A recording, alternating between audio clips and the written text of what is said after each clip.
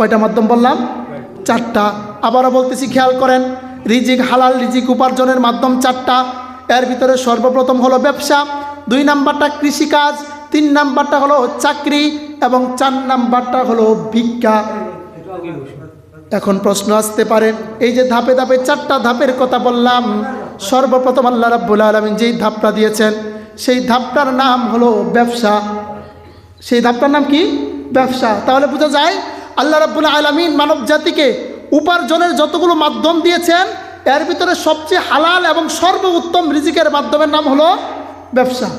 আবারও হাদিসটা বলতেছি, রাসূলুল্লাহ সাল্লাল্লাহু আলাইহি সাল্লাম বলেছেন, যে ব্যক্তি সত্যবাদী ব্যবসায়ী হবে, হালাল ব্যবসায়ী হবে, আল্লাহ রাব্বুল আলামিন তাদের কি করবেন? হাসরের ময়দানে নবীদের কাতারে, সিদ্দিকদের কাতারে, শহীদদের কাতারে দাঁড় করিয়ে দিবে। বলেন সুবহানাল্লাহ। অর্থাৎ আপনি যদি শহীদদের কাতারে দাঁড়ায় যান, নবীদের কাতারে দাঁড়ায় যান, সিদ্দিকদের কাতারে দাঁড়ায় যান, আপনি বিনা হিসাবে, বিনা আযাবে আল্লাহর জান্নাতে চলে যাবেন। বলেন সুবহানাল্লাহ।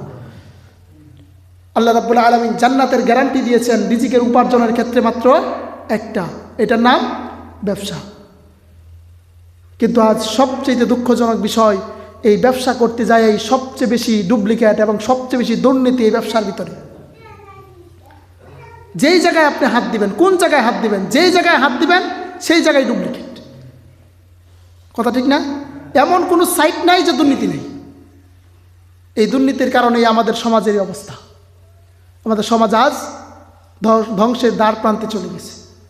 আমাদের মুসলমানদের মূল ঐতিহ্য ছিল আমাদের আমানতদারিতা রক্ষা করা। মুসলমানরা যুগের পর যুগ, বছরের পর বছর মুসলমানরা এই পৃথিবী শাসন করেছে একমাত্র আমানতদারিতার মাধ্যমে। যে আমানত মুসলমানদের কাছে দেওয়া হয়েছিল সে আমানতদারিতার মাধ্যমে। কিন্তু আজকে সে আমানত মুসলমানরা রক্ষা করতে না পারার কারণেই মুসলমানরা জায়গায় জায়গায় মার খেতেছে। কথা বুঝতে পারছেন? তো সর্বপ্রথম যেটা বললাম সেটার নাম হলো ব্যবসা। 2 নাম্বারটা হলো কৃষিকাজ। 2 নাম্বারটা কৃষিকাজ। বর্তমান জামানায় আমি মনে করি ব্যবসা তো অবশ্যই সবার উপরে, কিন্তু ব্যবসার যে পরিস্থিতি এই হিসাবে বর্তমান জামানায় কৃষিকাজ অনেক অনেক অনেক উত্তম একটা ইবাদত। আপনারা মনে করি স্বাভাবিকভাবে যে নামাজ পড়তে আসছি, হুজুর নামাজ পড়াইতেছে, কোরআন তেলাওয়াত করতেছে, জিকির আজকার করতেছে, এটাই শুধু ইবাদত না। নামাজ পড়া, রোজা রাখা, হজ করা, যাকাত দেওয়া, দান সদকা করা, তসবিহ পড়া, কোরআন শরীফ পড়া, এটা অবশ্যই ইবাদতের অন্তর্ভুক্ত। কিন্তু আপনি যখন কৃষিকাজ করতে মাঠের ভিতরে যাবেন, মনে মনে নিয়াত করবেন যে আমি হালাল উপার্জনের জন্য জমিনে যাইতেছি। কিসের জন্যে? হালাল উপার্জনের জন্য আমি আলি লাগাইতে যাইতেছি, আমি পেঁয়াজ লাগাইতে যাইতেছি। এই যে আপনি হালাল উপার্জনের উদ্দেশ্যে আপনি বের হয়ে গেছেন, সারাদিন ব্যাপী আপনি পেঁয়াজ লাগাইলেন, আলি লাগাইলেন, এই যে পরিশ্রমটা করলেন, আর যেই কৃষক, যে মালিক জমিনের ভিতরে পেঁয়াজ চাষ করলো, ধান চাষ করলো, পাট চাষ করলো, আপনার নামাজ পড়ার পরে নামাজ পড়াটা যেমন ফরজ, যেমন সওয়াব হবে, আপনার আলি লাগানোটা সেরকম সওয়াব হয়ে যাবে। বলেন সুবহান। কিন্তু আপনার টার্গেট থাকতে হবে একটা, যে আমি আলি লাগাইতেছি আর পেঁয়াজ লাগাইতেছি আর ধান লাগাইতেছি, উদ্দেশ্য একটা, এটা দ্বারা আমি হালাল উপার্জন করব। এই হালাল উপার্জনের মাধ্যমে আল্লাহর সৃষ্টি আমার পরিবার খাবে, আমার সমাজ খাবে, আমি গরিব মানুষকে দান সদকা করব, আল্লাহর রাস্তায় দান করব, আমার জীবনটা আল্লাহর রাস্তায় পরিচালনা করব। যেই জিনিসটা হবে সেই জিনিসটা বিক্রি করে আমার উপার্জনের ব্যবস্থা হবে। এটার মাধ্যমে আমার শরীরে শক্তি হবে, যদি প্রয়োজন হয় আল্লাহর দ্বীনের জন্য জিহাদ করার জন্য, সেই শক্তি দিয়ে আমি আল্লাহর রাস্তায় জিহাদ করব। এই শক্তি দিয়ে আমি রুকু করব, তাসবিহ পড়ব, কোরআন তেলাওয়াত করব, মানুষকে দান সদকা করব।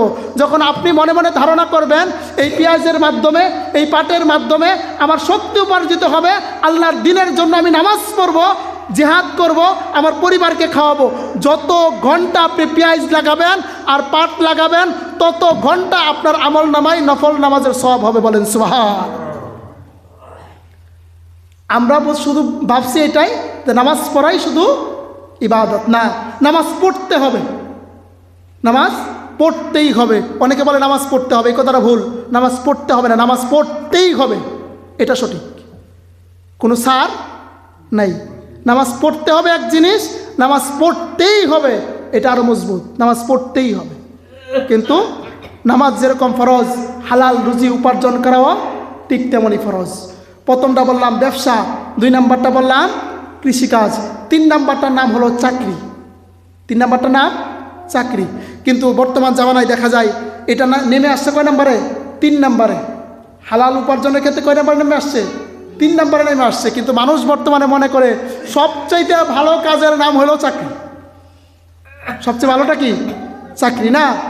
চাকরিটা অনেক নিম্নমানের জিনিস। চাকরিটা যদি আমি নিজেও চাকরি করি না, কিন্তু চাকরিটা কিন্তু অনেক নিম্নমানের একটা জিনিস। প্রথমটা ব্যবসা, 2 নাম্বারটা কৃষিকাজ।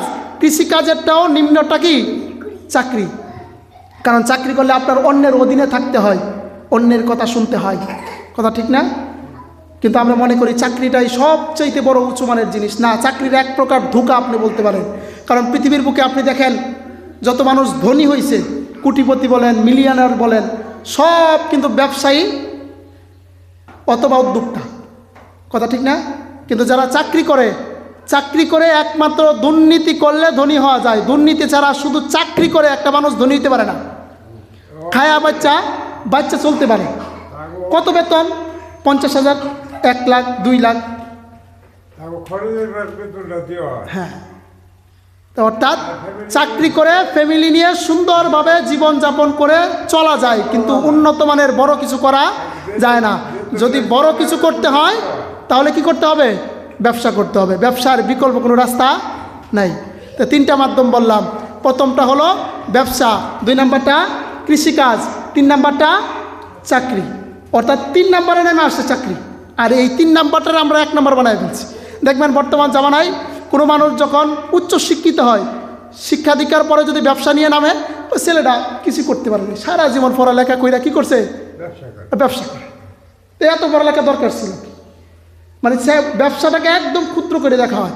আর যদি মনে করেন পড়ালেখা কিছু করুক আর না করুক, যতটুকু হোক, একটা চাকরি যদি শুধু মিলে যায়, তাহলে মনে করে ছেলেটা বিশাল কিছু করে ফেলছে।